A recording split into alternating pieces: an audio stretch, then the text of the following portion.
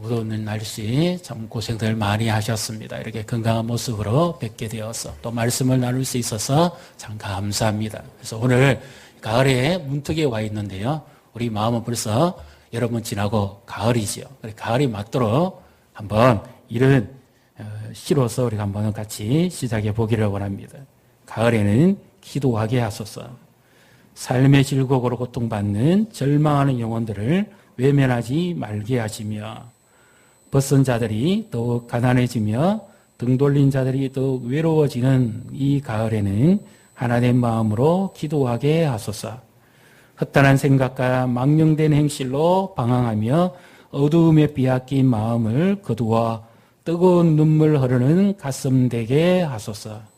깨어 있어야 할 자들이 깨어 있지 못하였음을 가슴치며 통곡하게 하시고 우리로 인해 탄식하며 애끓이는 당신의 심정을 깨달아 알게 하소서.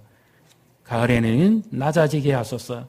교만하고 땜묻은 내 영혼이 맑고 순한 영의 세계를 바라볼 수 있게 나를 쳐서 복종케 하소서.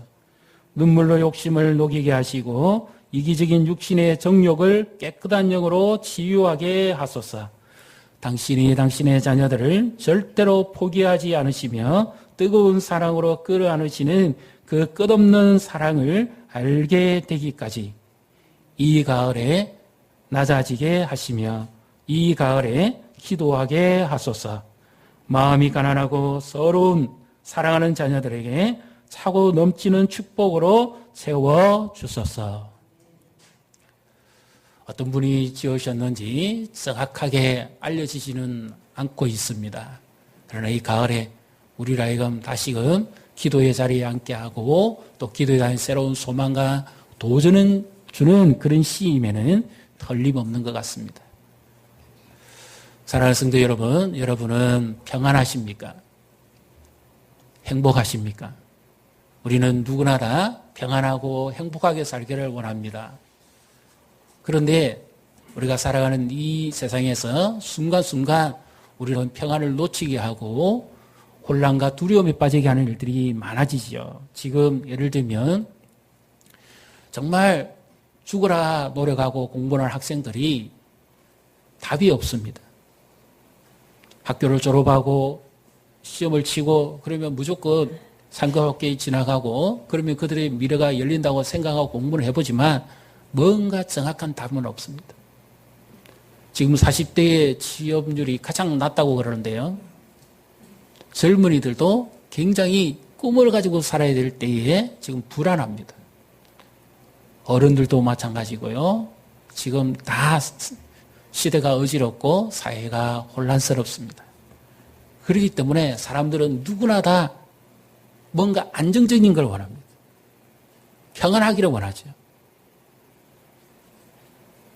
뭔가 좀 정착적이고 중심에 좀 이렇게 바른 것을 원합니다. 그 갈급함은 있는데 잘 채워지지를 않는 거지요.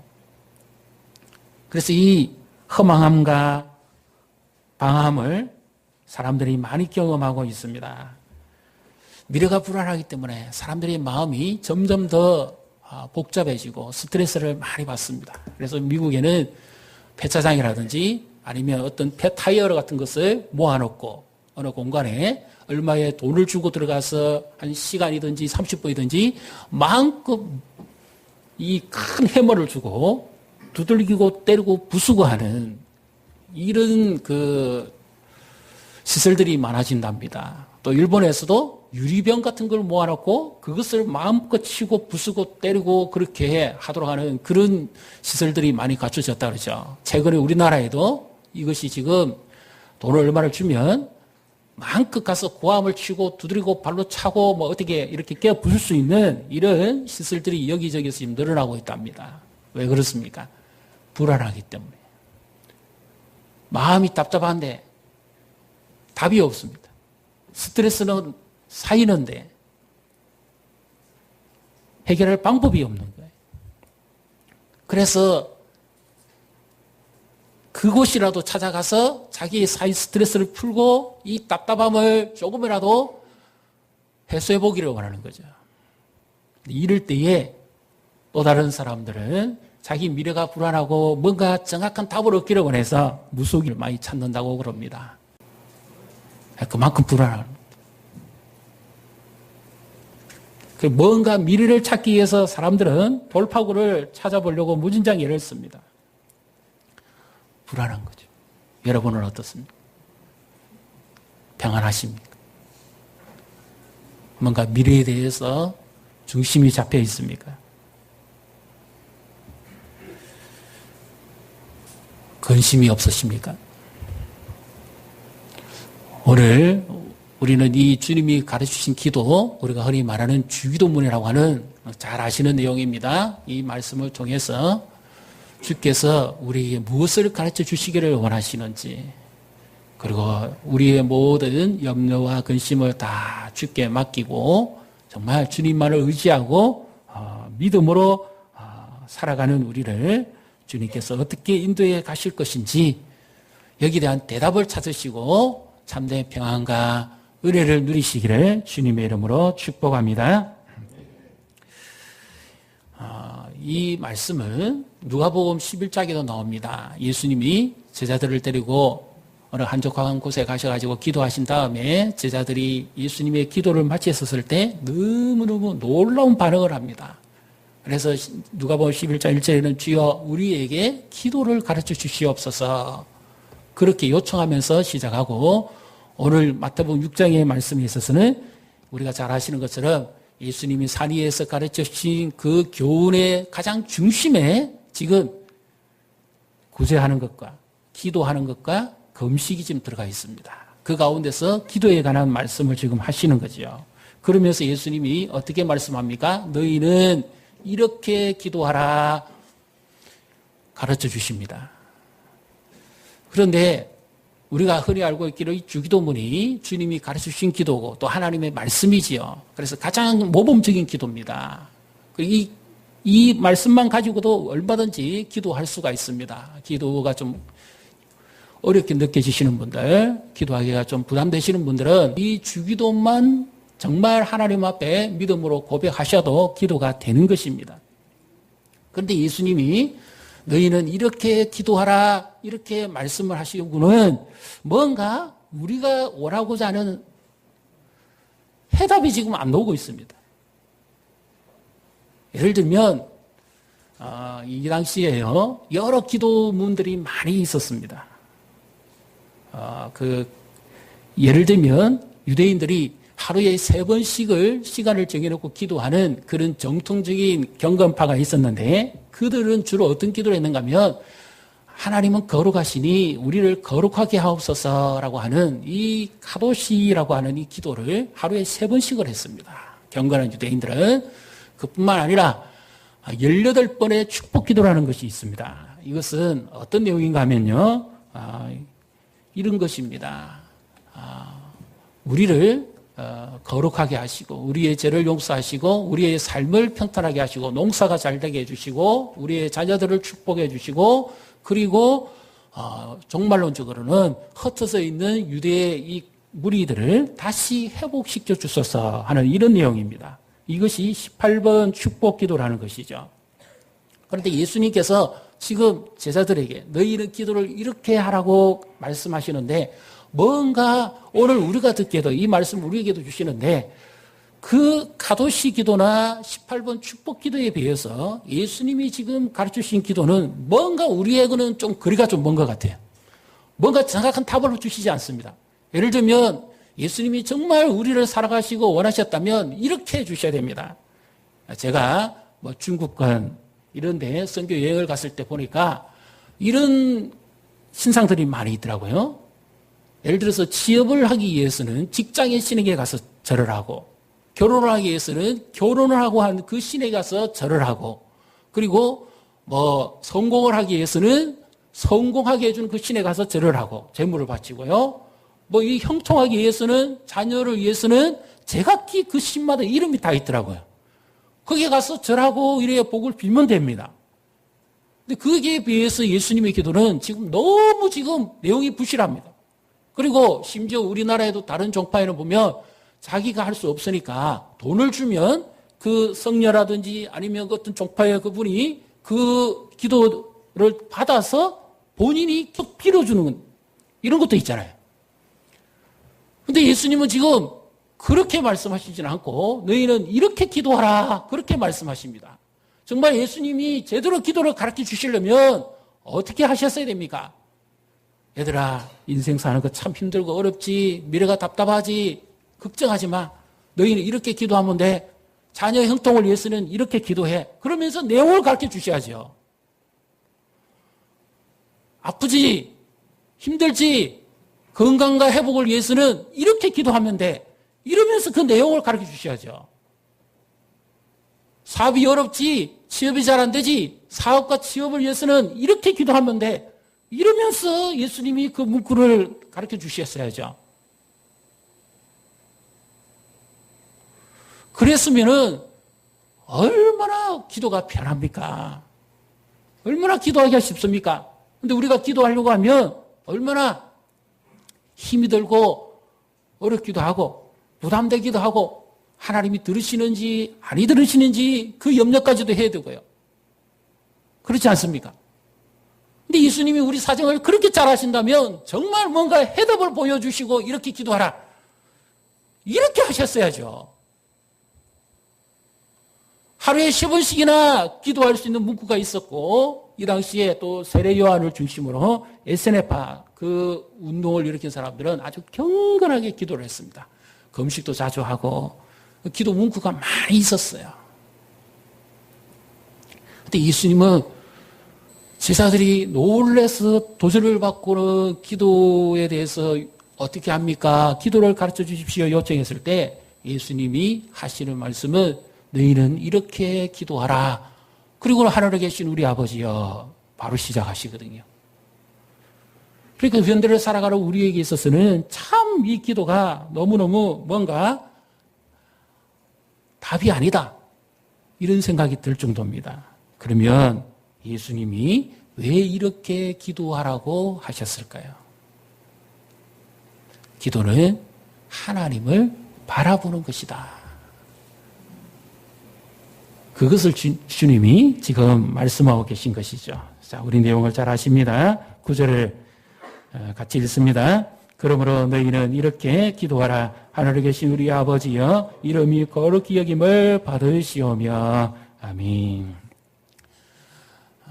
유대인들의 가장 중심에 기도가 있습니다. 그리고 이 주기도문의 가장 핵심에 또 기도가 위치하고 있는데요. 어떤 기도를 하느냐에 따라서 그 사람의 신앙과 그 사람의 중심이 드러나게 되어 있습니다. 그래서 예수님이 가르친 기도는 바로 오직 하늘에 계신 아버지여 그랬을 때 그 대상이 하나님 아버지다. 그 하나님을 바라봐야 된다. 그것을 지금 1차적으로 말씀하고 있죠. 왜 그런가 하면 이 당시에 유대인들의 기도는 우리가 잘 아시다시피 5절에 보면 큰 거리 회당이나 사람이 많이 모인 곳이어서 그들은 기도를 했습니다. 뭐 하루에 3번을 했든지 뭐 됐는지는 모르겠지만 누구를 의식하고 기도했습니까? 사람을 의식하고 기도했거든요. 그들은 하나님 뭐 이렇게 아버지라고 불렀는지도 모르죠. 못하죠. 감히. 그래서 여호와라고도 못 부르고 아도나이 나의 뭐 주 이렇게 불렀는데 입은 그렇게 했지만 의식은 눈은 하나님께로 향하지 않았다는 겁니다. 사람들이 모이는 곳에 거기에 시선을 두고 거기에 인기에 집중해서 기도를 했다는 거죠. 그 유대인의 가령의 기도는 사람을 의식한 기도였습니다. 그래서 예수님이 너희는 그렇게 하지 마라. 이렇게 기도하라. 하나님을 바라봐라. 그리고 이 당시에 이방인들입니다. 이방인들의 기도의 특징은 뭡니까? 하나님을 알지 못하고 인격적으로 알지 못하니까 그들은 무엇을 추구합니까? 기복이죠. 이제 말 그대로 기복입니다. 그리고 또 하나는 화를 면하는 거죠. 면화. 기복과 면화. 액을 피해간다는 거 아닙니까? 그러니까 이들은 어떻게 됩니까? 말을 많이 해야 됩니다. 그리고 이방의 신상의 특징은 뭐예요? 금이나 은이나 동이나 철, 나무로 사람이 조각해서 만들었지 않습니까? 그 이사야서의 말씀에 보면 그들은 듣지도 못하며 보지도 못한다고 그러잖아요. 그러면 그들에게 어떻게 해야 됩니까? 말을 계속 해야 되는 거예요. 계속 말해야 됩니다.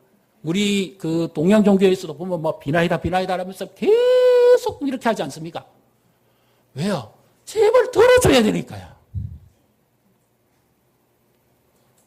그래서 정한수도 넣고 막 계속 빌지 않습니까? 소복 입고. 들어주지 않으면 백날 빌어봤자 소용이 없으니까. 그래서 빌고 또 빌고 그렇게 하죠. 그러니까 그들이 어떤 말을 합니까? 나중에는 마음에도 없고 정성도 없으면서 기계적으로 했던 말을 계속 반복하는 거예요. 이게 바로 중언부언하는 겁니다. 근데 하나님 아버지는 어떤 분이기에 하나님만 바라보라.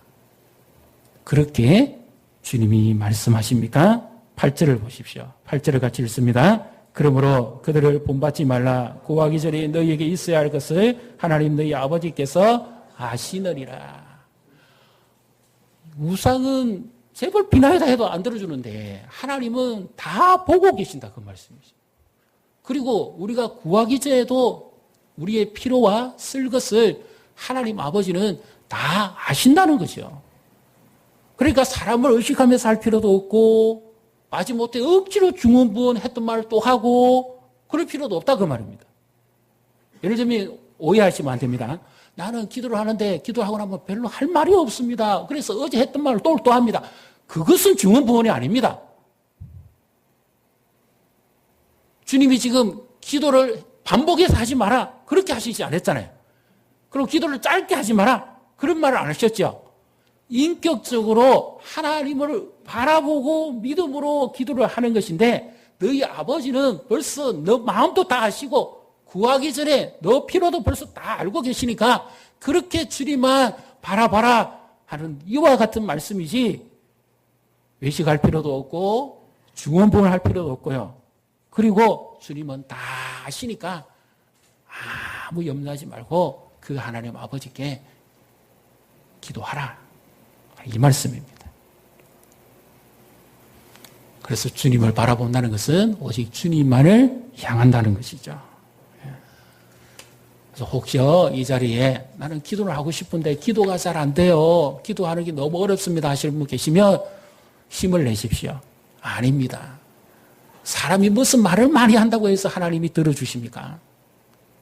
그러면 종일토록 아무 일도 안 하고 말만 해야죠.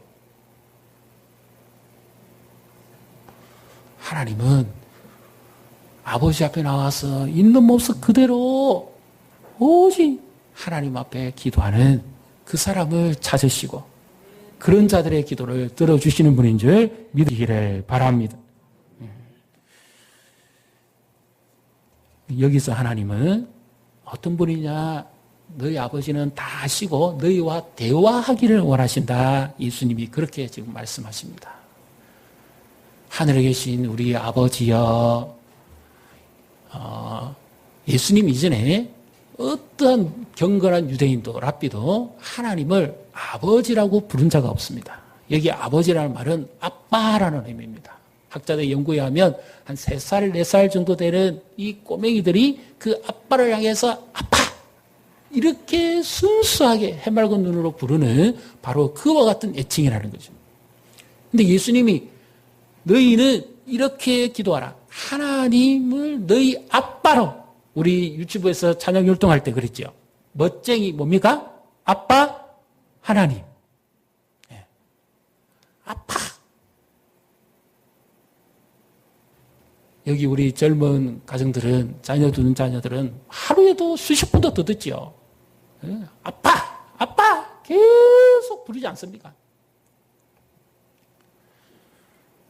그러니까 하나님이 우리 아빠가 되신다.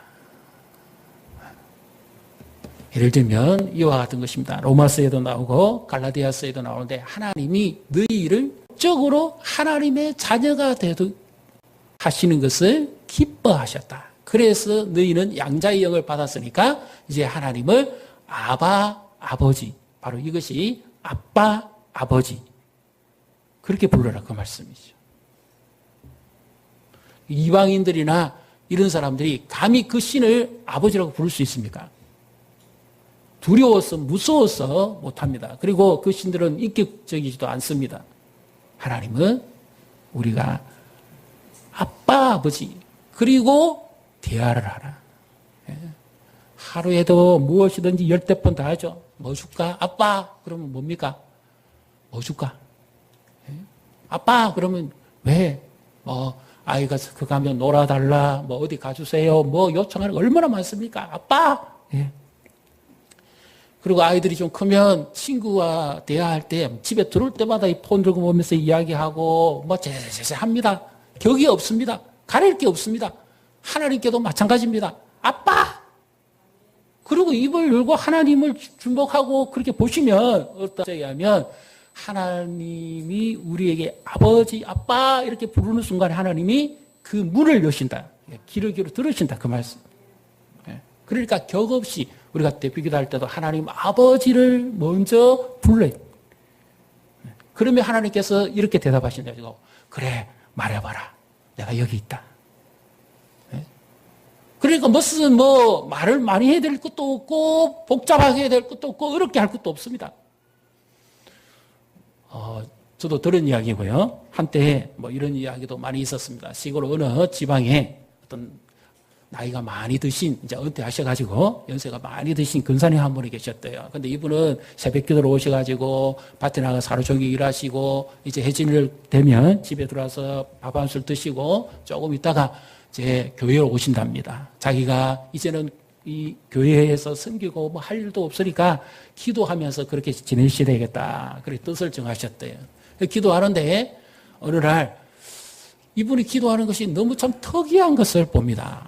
어떻게 기도하는가 하면 주여 어쩌고 그렇게 기도한다는 거예요. 주여 우약고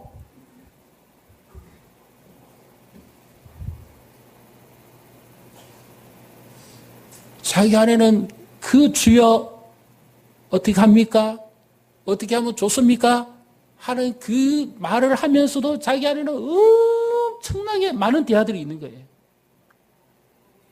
하나님 아버지가 다 아시니까 주여 어쩔까요? 하나님 앞에 지금 이제 물으러 온 겁니다. 이제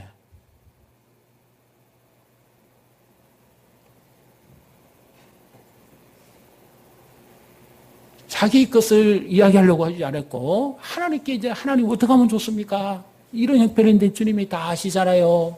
그 하나님 말씀해 주십시오. 듣겠습니다. 그렇게 기도를 하시는 거예요. 그래서 한때는 그 교회가 너무 이제 세월이 오래되니까 지어진 지가 오래돼서 건물도 낡고 허름하고 비도 새고 이래가지고 교회가 재정적으로 열악하고 힘드니까 어떻게 할 수가 없어요. 그래가지고 그분이 이제 마음 잡고 자기가 할 수 있는 것은 기도하는 것밖에 없으니까 하나님 앞에 기도합니다. 어쩔까요? 예배당이 비가 새는데 주여 어쩔까요? 그렇게 했는데요. 하나님께서 정말 놀랍게 응답하셨습니다. 그 이야기를 듣고는요. 사람들이 전혀 다른 도시에 사는 사람들도 그 소문을 듣고는 그 교회에 찾아오기도 하고 관심을 가지기도 하고 교회가 건물을 새로 지어버린 거예요. 순수하게 주여 어쩔까요? 여기 무슨 저기 있습니까? 그래서 기도도 우리도 기도할 때 예수님이 그렇게 하시라는 거죠. 주님 어떻게 할까요? 내 아이 어떻게 할까요? 직장 가야 되는데 대학 들어가야 되는데 아픈데요? 병원에 있는데요? 어떡할까요?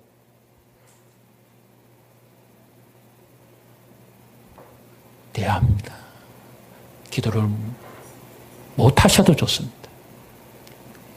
그냥 순수한 믿음으로 다 하시니까 그분 앞에 모든 것을 다 배워 놓으십시오. 앞뒤가 안 맞아도 좋습니다. 어법이 틀려도 괜찮습니다. 때로는 힘들고 아프면 감정이 있는 그대로 주님 앞에 드러내십시오. 숨기지 마시고 다 하시면 돼요. 많이 아프지, 많이 힘들지. 나에게 말해봐.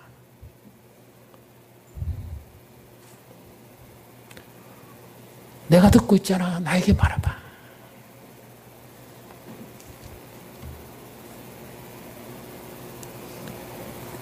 주님은 이렇게 인격적이시고 우리에게 대화하기를 원하시는 분입니다. 하나님 아버지, 우리의 모든 형편 다 아시고 우리의 모든 염려 다 아시고 들으실 뿐만 아니라 이제 최종적으로 이 말의 의미는 그 아빠 대신 하나님께 우리의 모든 결정권을 맡겨 드린다는 의미입니다. 네가 나를 정말 믿느냐? 믿고 기도했느냐? 그렇다면 내게 맡기라는 거죠. 누가복음 22장 14절에요. 예수님께서도 십자가를 지시기 전날 밤에 겟세마네 동산에서 간절히 기도하시지 않습니까? 땀이 흐르고 그 모세의 혈관이 터져서 핏빛이 이렇게 땀으로 배어 나오는 그런 간절한 기도 속에서 예수님이 어떻게 기도하십니까? 아버지여, 아버지 뜻대로 하시옵소서. 이 말은 자기를 포기했다는 말이 아니고요. 그 아버지를 전적으로 의지한다는 말입니다. 십자가를 지시는 것도 아버지 뜻이라면 그렇게 의지하겠고, 그래서 죄인들을 위해서 예수님이 십자가에 지고 죽으심으로 말미암아 우리 죄가 용서받았고 우리가 구원받았지 않습니까? 우리의 기도도 마찬가지입니다. 아버지라고 불렀고 우리가 기도했고 맡겼으면 그분이 결정할 수 있도록 따라야죠. 이제 전적으로 맡겨야 됩니다. 그럴 때 우리의 미래가 속 시원하게 내 눈에 보이지 않아도 답답해도 위로받을 수 있는 거죠. 그분이 하실 것이니까요. 그 아버지가 하신 것을 믿을 때 우리는 얼마나 위로받습니까? 그래서 시편 61절 2절에 나의 영혼이 잠잠히 하나님만 바라며 나의 구원이 그에게서 나오는도다. 여기 바란다 하는 말은 하나님을 기다린다는 말입니다. 내가 주님을 기다리고 기다렸더니 마침내 내게 응답하셨더라. 오직 그만이 나의 반석이시여 나의 구원이시여 나의 요새이시니 내가 크게 흔들리지 아니하리로다. 요한복음 16장 32절 34절에 3절에 내가 이것을 너희에게 이르면 너희로 내 안에서 평안을 누리게 하기 위함이다. 세상에서는 너희가 환난을 당하나 담대하라 내가 세상을 이기었노라 하시니라.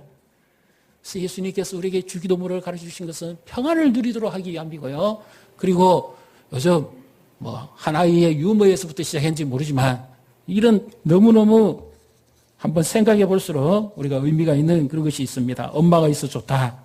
왜냐? 맛있는 거 주기 때문에. 냉장고가 있어 좋다. 언제든지 내가 먹을 것을 꺼낼 수 있기 때문에. 강아지가 있어 좋다. 같이 놀아주기 때문에. 아빠는 왜 있냐? 아빠의 부재의 말을 현 시대의 문화를 이야기한 게 아니고요. 지금 오늘 주기도문 여기에서 예수님이 가르치신 대로 하면 너희 하늘 아빠가 계시지 않느냐? 너희는 고아가 아니다 하는 것을 지금 말씀하시는 거죠. 세상의 아버지도 못 해주는데 너희 하늘 아버지는 언제든지 너 다 알고 있다. 말해봐라.